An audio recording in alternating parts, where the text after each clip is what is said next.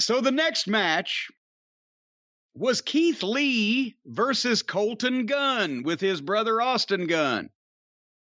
And I wanted to see this because I'm a big Gun Boys fan.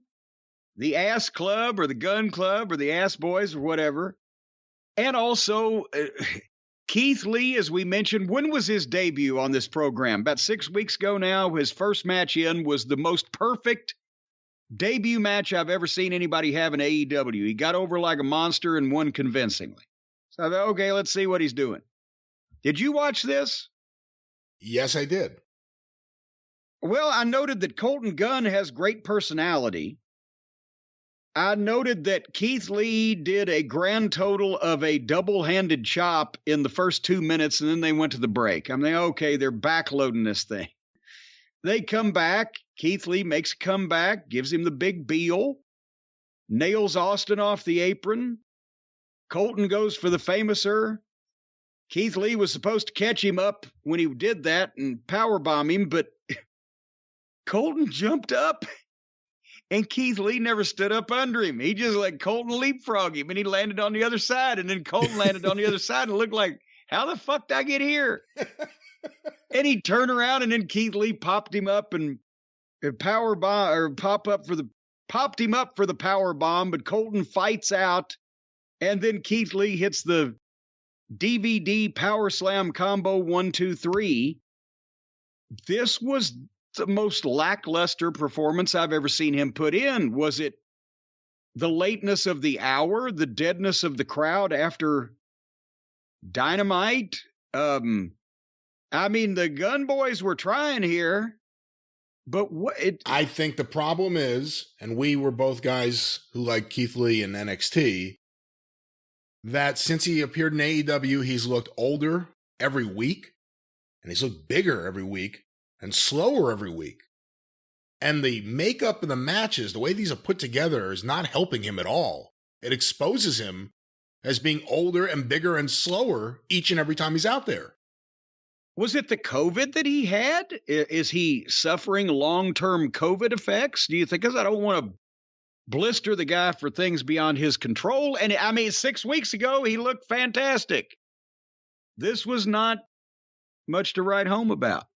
Let me ask you this, and I don't know if you would know the answer exactly, and I would know a little bit, and you would know a little bit, but I don't know if you know the exact answer. But if you wrestle for NXT, and you're on their show, and they're not running house shows, let's say, what are the expectations of you? Are you expected to be seen in the gym? Are you expected to be working out and seen working out? Because, and I'm not even trying to single out Keith Lee, I'm just wondering in general, if you go from that system where you're on TV, you're wrestling at least once a week, but you're also working out the rest of the week, and you go to AEW where you can do that, but you're also kind of your own boss in a lot of ways. Yeah. And no one's there to really watch after you. Not that an adult should need that.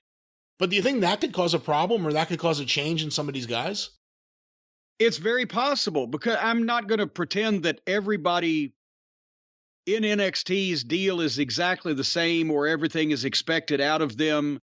You know, if some guys are rehabbing injuries, their physicality would be lighter, or if some guys have achieved a certain level of experience, or they may be imminently about to be called up, they might not have to make every practice, but at the same time, they'd be working on whatever it is they're supposed to be doing in the future.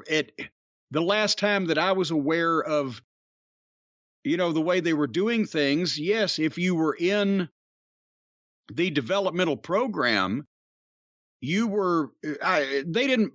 Well, that's why I'm trying to clarify. But that's why I'm saying that maybe I don't know that they monitor your actual gym workouts, lifting weights or Stairmaster or whatever type of training. That's what I'm trying to differentiate. I don't know if they monitor that, but I know that there was a level of commitment that you were expected to have for the in-ring training or drills or practice or workouts or whatever the case. And yeah, if he was in that program at least until the end, when he got COVID, he was off for a while, then came back as Bearcat, was back and forth and then released. So for the last year, he has probably not been training as diligently, as regularly, or in the same way as he was for the couple of years before that when he was in the NXT program and not being jerked around, going back and forth, whatever the case. So yeah, if he's not taking it upon himself, he would gain weight. And at his age and that size, your cardio is going to take a noticeable hit if you don't. Was that the main event? No. Oh.